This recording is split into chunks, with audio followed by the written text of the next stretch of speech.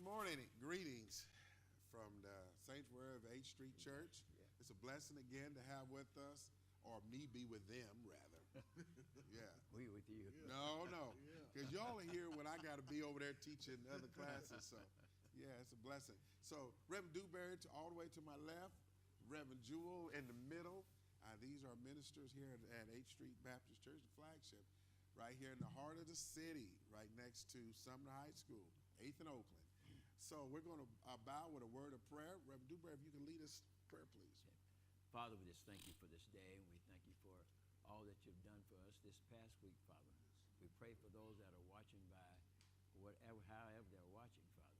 We ask that you just continue to help us to teach your word in spirit and in truth.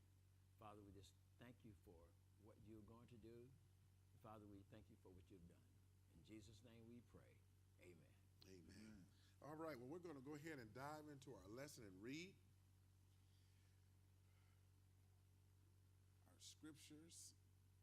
Taking a child, Matthew 9:36, he set him before them, and taking him, lowercase h, in his arms, capital H, he said to them, "Whosoever receives one child like this is in my name receives me, and whosoever receives me does not receive me, but him who sent me. Whosoever causes one of these little ones who believe to stumble, it would be better for him if a heavy millstone, hung around his neck and he had been cast into the sea." And they were bringing children, plural, children's plural. Mm-hmm. We went from one child to children, to him so that he might touch him. But the disciples, this word here is an authoritative word. Mm-hmm. Means to be in charge. Rebuked them. So someone who rebukes is in charge. Yeah. But when Jesus saw this, he was indignant. This means he got an attitude. Yeah. And said to them, "Permit." This means license. This means to ask for variance. Mm-hmm. This word permit here it implies the fact that he went to a court to imply some type of reasoning. Yeah. "The children to come to me, do not hinder them, for the kingdom of God belongs to such as these. Truly I say to you, whoever does not receive the kingdom of God like a child will not enter it at all."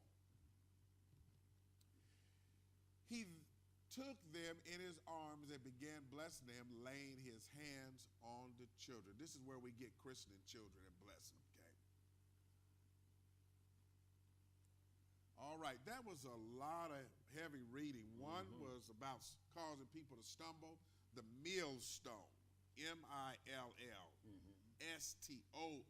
Yeah, millstone. Millstone. Yeah. So just the two of you all, just kind of give us some thoughts, what you were thinking. Well, what I was thinking, especially when you said millstone. Yeah. If you've seen a millstone, I mean, they're huge. Mm-hmm. They weigh thousands of pounds. There's one big stone on the bottom. It's round. And then there's another stone that one on the bottom is laying flat, and the one that's going around is up, and it's going around and it's making meal out of the wheat that they put there. Yeah. And it's grinding it up. And I thought about how I've seen in movies how huge those millstones are. And those oxen are pulling it around. And he said, now if you mistreat one of these little ones, it would be better for them to have a millstone tied around their neck and cast into the sea. Now, it was at the point like they they was treating these children like they were nothing. That's how they kind of taught them in those days. They had no real use for them until they got really older. And then they started training them in whatever their mothers and fathers did, basically farmers and things, Yeah. And so when they got older, they could go into that that field. And so the disciples were looking at status instead of being humble and kind to these people. And Jesus is saying it would be better for anyone who treat these children like that to displace them, to be thrown into the sea with a millstone tied around their neck. Yeah. Can't you just picture that, a big old millstone? I mean, there's no hope of you getting out of there. Yeah. You know. And so he said, love the little children. Yeah. Now, it reminds that song, Jesus loved the little children, all the little children of the world, you know. And so that's what came to my mind. Okay. Reverend Jewel. Dewberry said it all. Well, reading this, it just made me realize that kids are important. Yeah, very important. You know, they have feelings, but it was pretty much was like the faith behind a child. Yeah. You know, as a parent, when you tell your child, they instantly believe what their parent is saying, and we don't want to cause our kids to go astray based off of what we're saying to them on our actions. And back to what Reverend Dewberry was saying, when I read that part about a millstone, the first thing I thought was action movies when they would, matter of fact, the movie Life. Yeah. They just put a little deal on his ankles and just put him in the sea, and Drop them you down. go straight to the bottom. It's like you're not getting up unless you Houdini who can break the chain and get out. But Yeah, that's it. yeah. You know, and historically, let me put this disclaimer. For me, historically, I love Old Testament history. Out of the Bible, if you were to ask me what part of the Bible, Lord, I like to read, I'm going to tell you it's the Old Testament. That's really where I was, if I could spend my time preaching and teaching, it would be more on the Old Testament.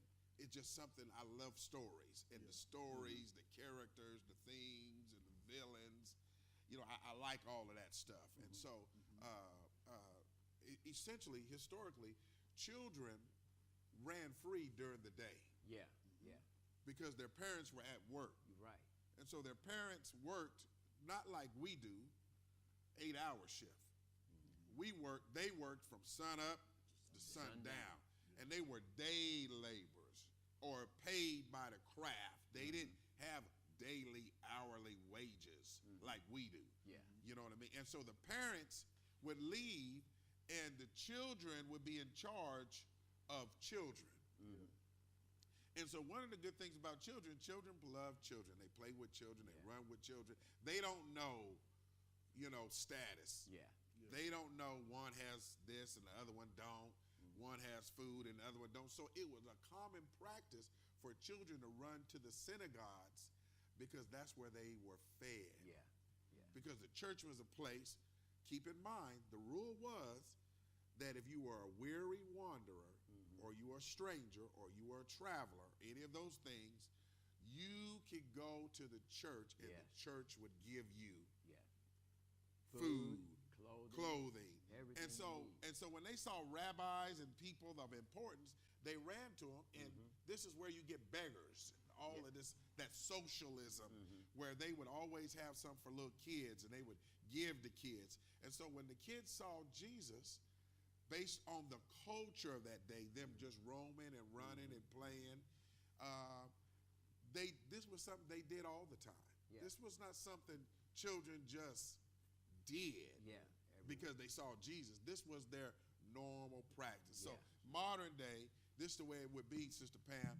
When I came to church as a kid, I went to the ladies and deacons that had candy. Yeah. growing up in church, we had them old ladies had them big purses, and Reverend Jewel, they'd have a napkin with flowers on it. You remember them, Reverend? Oh yeah.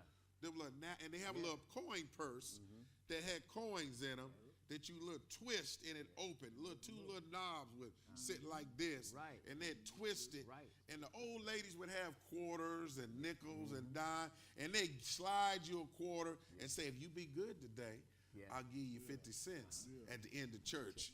And so reason why this was so huge for us was a popsicle from the ice cream man was 35 cents. Yeah. Yeah. So you would add to that. And I'm just saying, we as kids knew who to go to. Yeah. But now here's the other part. There were some ladies Oh. Oh yeah. named Ruthie Jacobs. I didn't fool with Ruthie Jacobs. Ruthie Jacobs was just mean. And no matter what, Ruthie Jacobs she was a disciplinarian. So, the kids stayed away from her. We didn't fool with Ruthie Jacobs. Yeah. But we had another lady at our church we grew up with, and her name was Gladys Hoskins. Yeah. And we hung around her. Yeah. She was a nice one. She would bring you chicken, and she'd give you little pieces of cake, and she'd make homemade candy. And in them, she would have a little ribbon with a Bible verse on it. Oh, yeah. So we went to her because we knew she was nice. What I'm saying is, they went to Jesus because they knew Jesus wasn't going to turn them away. Yeah. But they ran into some mean fellas, Yeah.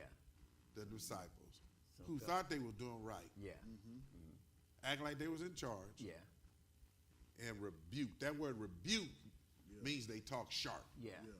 Yeah. Get away from here. Go away. Yeah. Sit down. Yeah. You bad.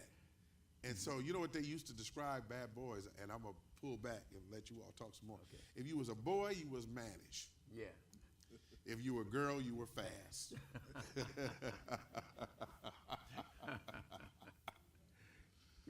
Pastor, even in some of the nice women that gave you little things and candy and stuff, we know who to go to and not get the candy that had the perfume on it. Because a lot of times they reach in there and you get a mouthful of Tastes like perfume. perfume. Yeah, it tastes like perfume. Yeah. And so, but you always knew who to go to. And sometimes, if my mother and father were doing something in church, they'll take you and set you, especially if you was running around a little bit, they'll set you beside them and say, you stay here until your mom and dad. Yeah. And so. So what do you think about that, them interacting with children, Reverend Doctor? Well, I'm going to piggyback off of what you said, but I had a teacher freshman year. She was like the principal off of Matilda. Yeah, she was a tough cookie. When you walked in her classroom, she demanded respect. But my senior year, she was my favorite teacher. I remember the nice ones. I'm a little different. The nice ones, I knew them well. They welcomed with open arms, but it was those mean ones. Miss Davis, 5th grade teacher. Yeah, you never forgot him. I didn't forget him. Miss Huff, I didn't forget her. Yeah, I don't forget him. But it was Mine was Miss Thompson. As soon as you said that, my mind went back to the 5th grade. yes, you see. Yeah, You remember, never forget him. But when I thought about it, it was the passion of love that they had towards the kids. Yeah. And one of the things that I like that what Jesus does is he knows how to integrate where he's at. Yeah. He's a rabbi, he's a teacher, but he's wise enough to put it on a child's level, to talk to children. And I think one of the things that can be helpful for us in modern is remember children grow up. Yeah. Yeah. Yeah. I think that's helpful. They don't stay small. Children grow up. And whatever you planted, whatever you water, that's what they're going to be. That's what they're gonna be, for sure. And they remember. They remember. They remember. Okay, one thing about children, they want you to be in charge. They don't. They want, but they also want to feel that love. Yeah. 'cause that's why I have when I my birthday, all of my weapon of choice used to be my comb. And it was a little funny. All of when they did my video, they brought, 10 of them brought out a comb. Somebody saying amen. That's what you used, huh? That was it. But you know, the thing too is children are not responsible for their parents. Parents are responsible for their children. Indeed. And one of the things that they had during Jesus' day was a lot of orphans. Yeah. There were a lot of orphans because their parents, if their parents couldn't pay bills, they were automatically slaves. Yeah.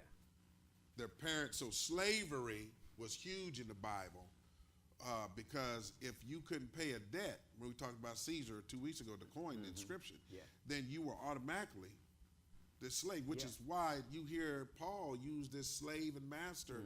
And so children would be free, but their parents would be slaves.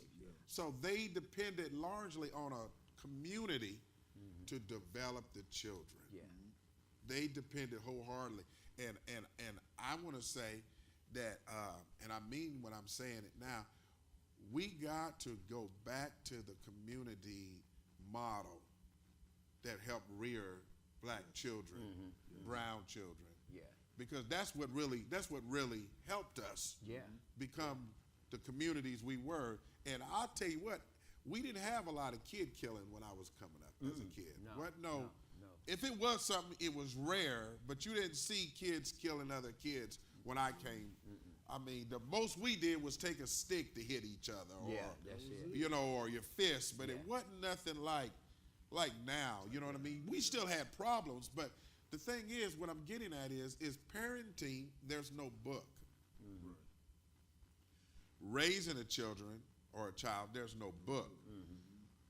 You learn as you go. Yeah. You know what I mean? That's how you go. Could you imagine what the world would be like now? And I'm going back to Peter wanting to get rid of the kids.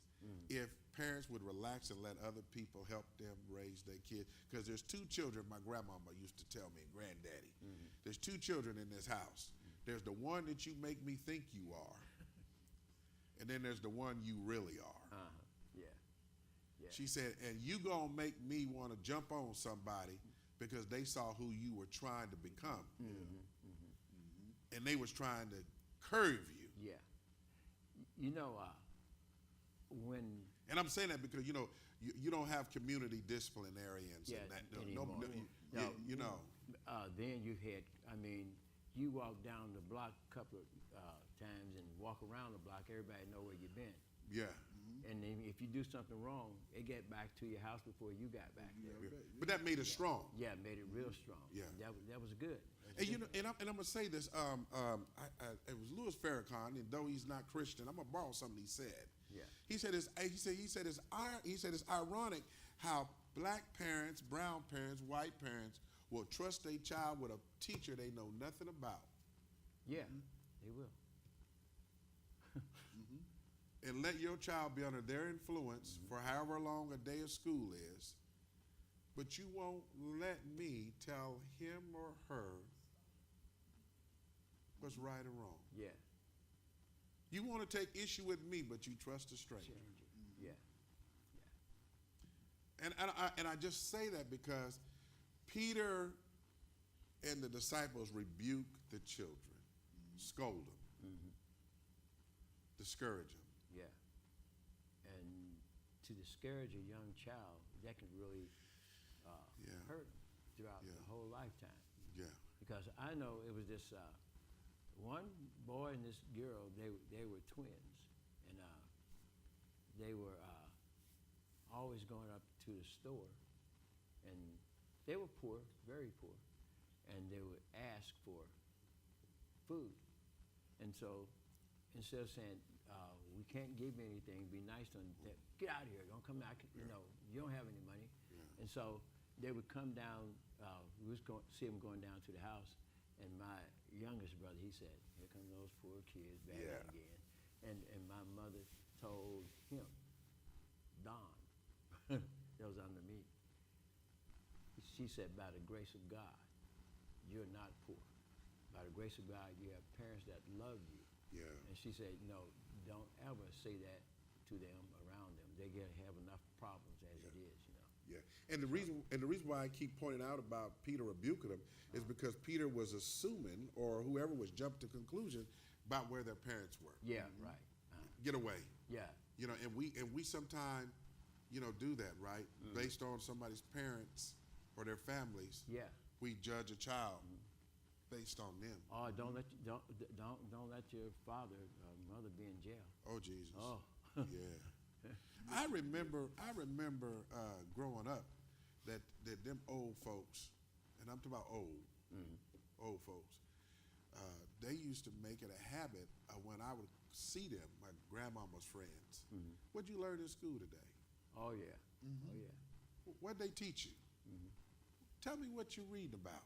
That sound like my wife. Yeah. What is the math guy? That was their way of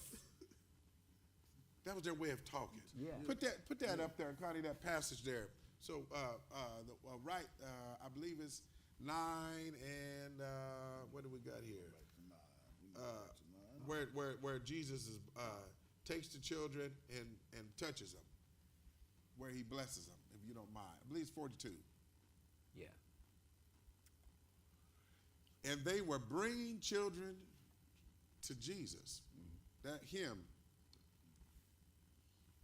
so that he might touch them. Now here's what I wanted you to, but the disciples, that's enough right there, Connie. Isn't that something? Yeah. So blessing children is really something we've always done. That's what the church does, bless children. Okay, the church blesses children, and every child ought to be blessed. Every child in church ought to have a blessing. They ought to.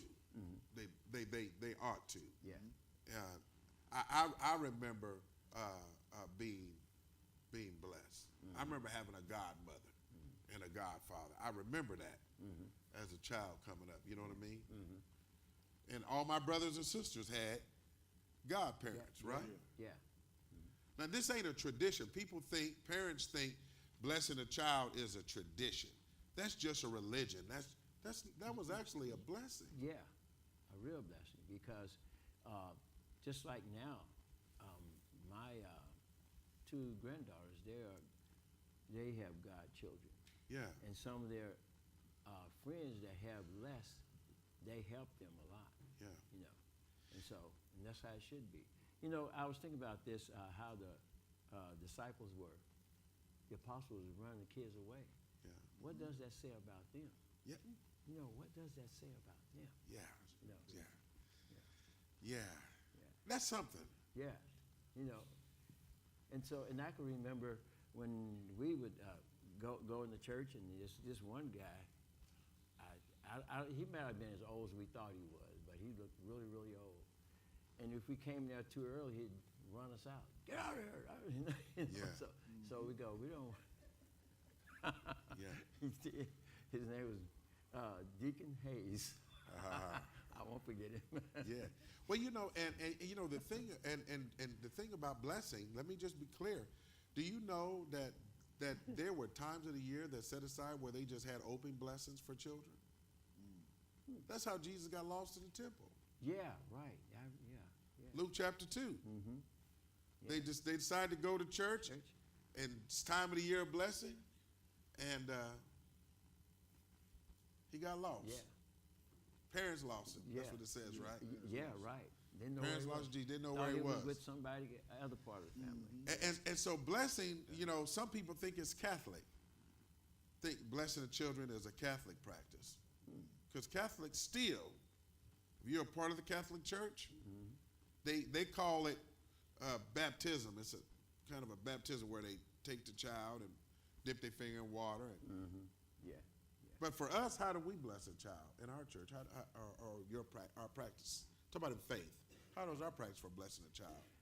I think our greatest practice in blessing a child is telling them about the Word of God and teaching about the Word of God and how they should be, and not only in church but outside the church.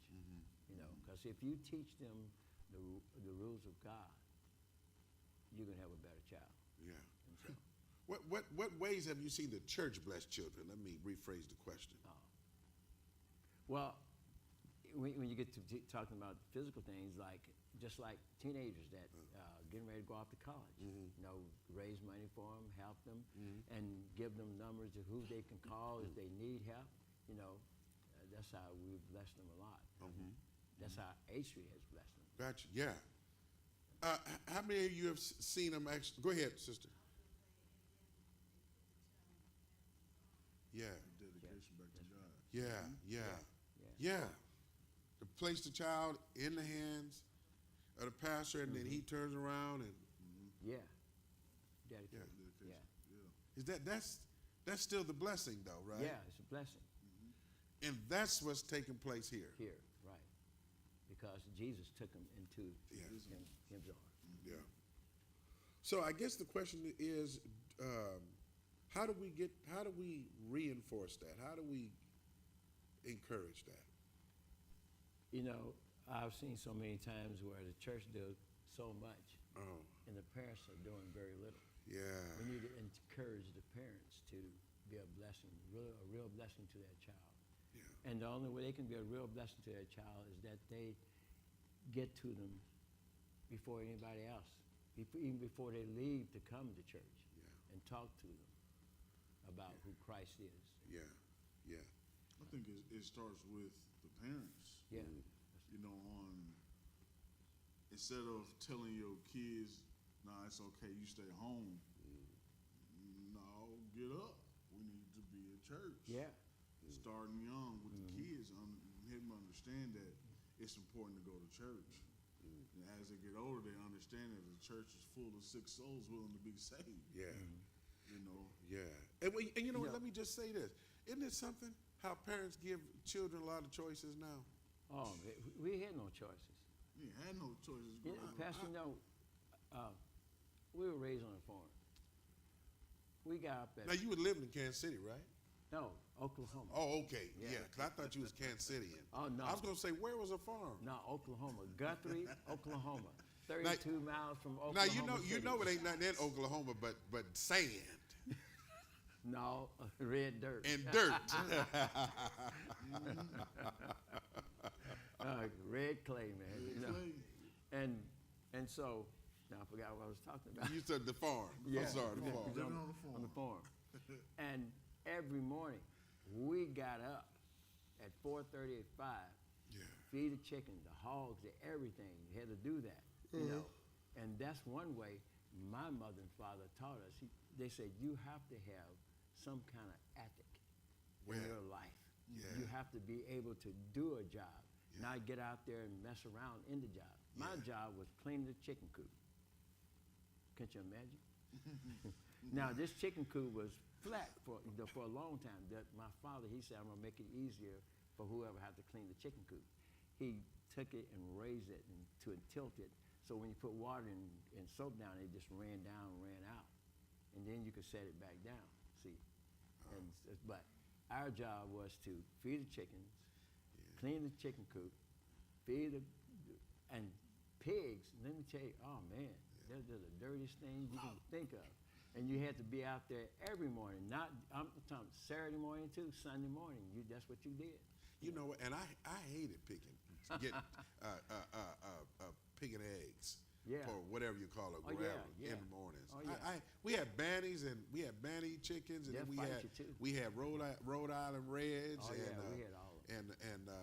and New England Friars, the white ones. Yeah, Yeah, I didn't yeah. like that. And they would fight you when you go to get the legs to pick. You never had that privilege, huh? Yeah, you go in there and they pick your hand. Yeah. And if they didn't lay in the morning, they laid in the evening. Yeah. They didn't lay eggs in the morning, they laid in the evening. Yeah. But what I'm saying, we had a routine Yes. that we did. And the reason why I'm getting at this is because they come, though it's not explicitly grammatically laid out in the verse. These kids come to Jesus at the times of the day children go into the city. Yeah.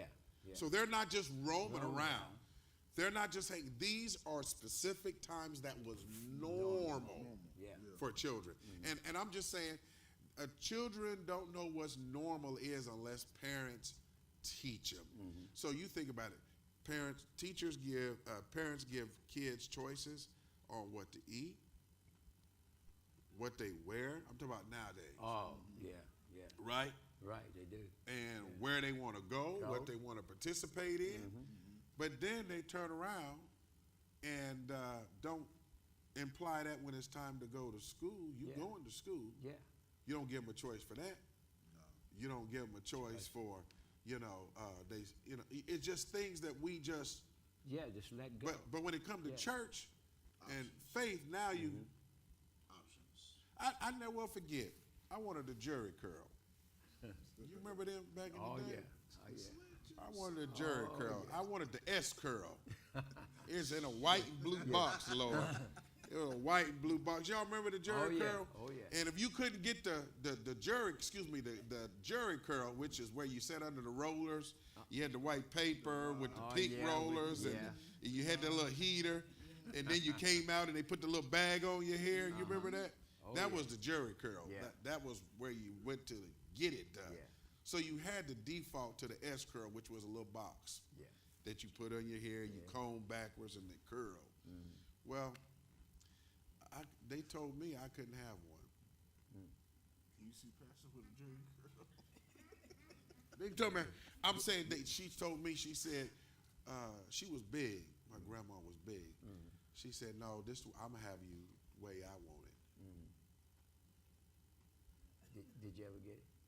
Well, I snuck and got it. I figured you did. I wanted an earring. And my granddad said, no, you ain't going to. No, you're, They implied choices. yeah. They inferred their choices on us. You know what I mean? So, Lloyd, you remember this? When you go into the bar, well, you're a barber. When we go to the barber shop, the parent tells the Barbara how to cut the hair. barber, That part. You gonna tell me how to cut the hair. yeah, you like that too. So, you remember the flat top? Oh, yeah. Remember we was doing the back there, Bobby Brown, when Box, you little Gumby? Yeah. I went in there and I said, this is what I want. She said, cut it low. Let me get the number 2. That was the number 2. I was so hot because I didn't have one for a long time. I couldn't get what I wanted. What I'm saying is that kids have to be taught, just like we teach them other things. We gotta make it teach them church. Yeah. We gotta teach them faith, and that's what Jesus was doing. He was teaching them. And then he said, "Now, if you stop them from growing, you didn't cause a death sentence. You're gonna have this millstone around your neck. Yeah. If you stop teaching children, if you stop guiding them, if you stop directing them, if you stop coaching them, you're hurting yourself. Because that's why we have so much trouble in the world today. Yeah, Kids not being taught. yeah. And there's nothing wrong with teaching kids Jesus. There's nothing wrong with teaching them Jesus. Sure isn't. There's nothing wrong with making them learn Bible verses. Yeah. Little Antoine, you know about Jesus. You sure do. Yeah. And you know what? And even now, I'm more concerned when I see these death of children and them taking other kids' lives and all of that. And then I look at them as an adults. They turn into adults. And kids, when you see an adult, you gotta ask the question: what happened to them? Yeah. How did they get there? How did they get there? Yeah. What happened? I think with that, I just experienced that. Yeah, I didn't mean to trigger you or nothing. No. It just the death of my cousin, looking out into the all you see was kids everywhere. Yeah. And you had a few adults, but it was just a lot of kids, and it make you wonder, how did you get here? Yeah. What happened? I'm gonna just say, be honest, how did my generation fail you? Yeah. Well, I say it was my generation. Well, So I'ma I'm 10 years older than you, right? yeah. So that it would be my generation that helped start tilting. Yeah. So I'm taking responsibility. Is what I'm saying. So I Because think my generation taught. so bounce to you to me. Something like Is that. that what Yeah, y'all saying? yeah, No, I'm saying because yeah. when I look at I think 85% our generation really taught. Taught our when children. I look at it, I see The difference. it is a big difference. Yeah, yeah. Just having the conversation with these two, just the conversations are different. And then my generation having the conversation, so it's like, where did we forget the teachings of those who taught us before? Yeah, Why did we stop yeah. teaching the way we was taught? Well, you- like you said, now my generation gives kids the option.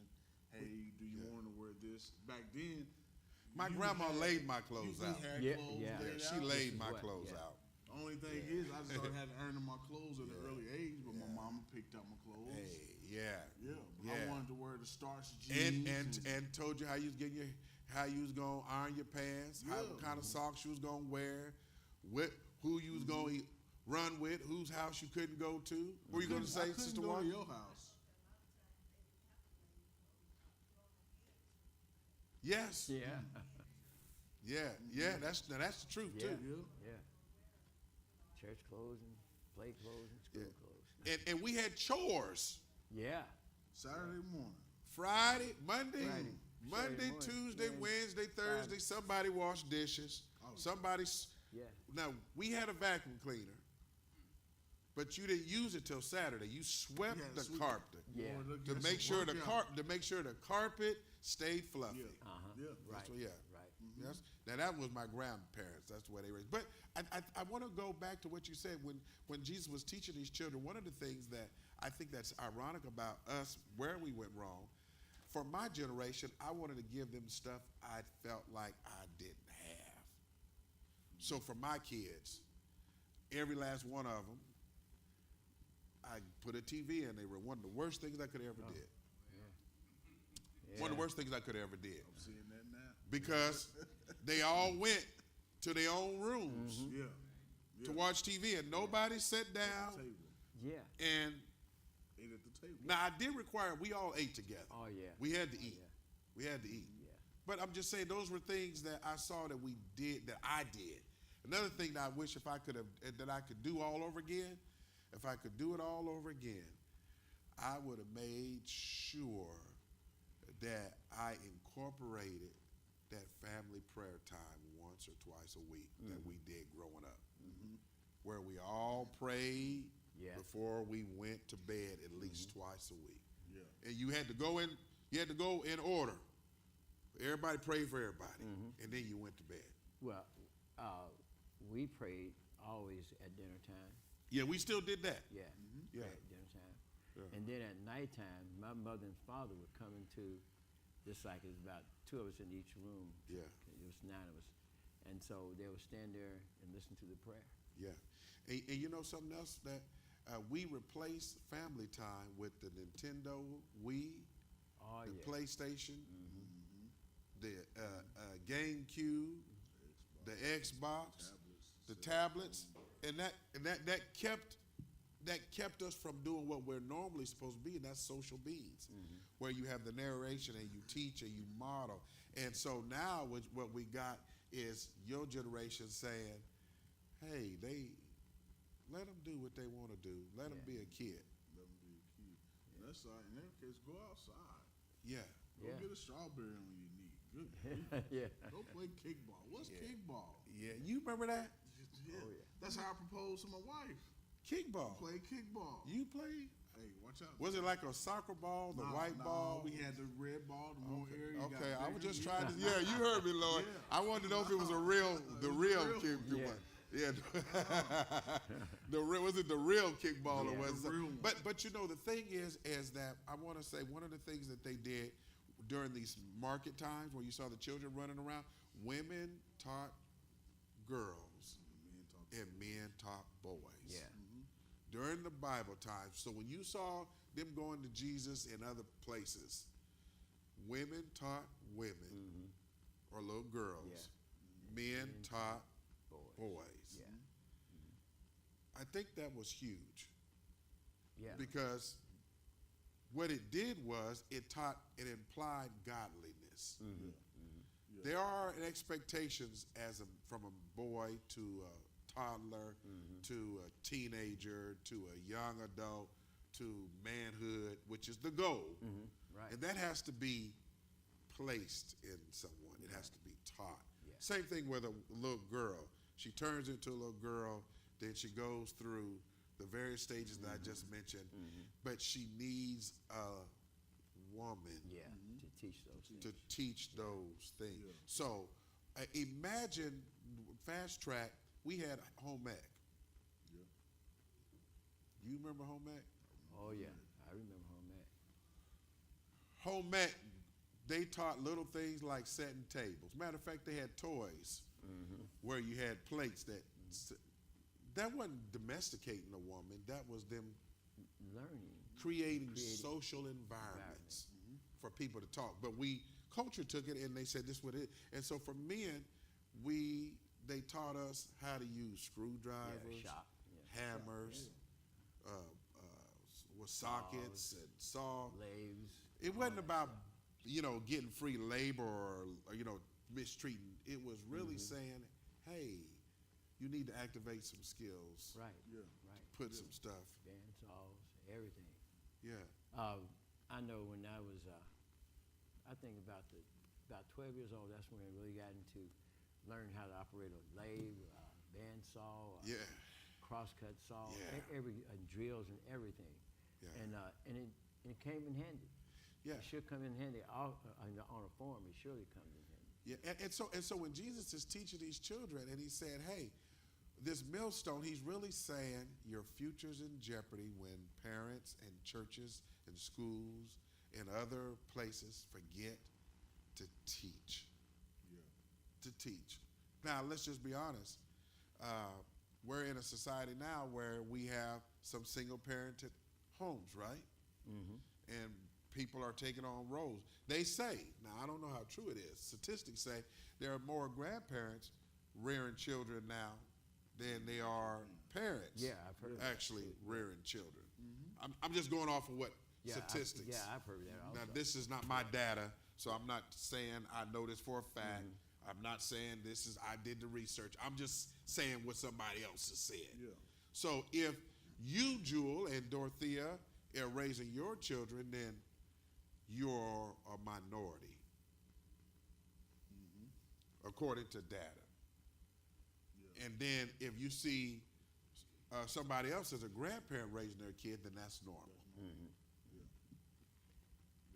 There was a lot of grandparents raising their kids when I was a kid. But see, to me, it was I just saw families raising families. It wasn't no difference. Aunts, uncles, took care of each other. It was that's just the way we grew up.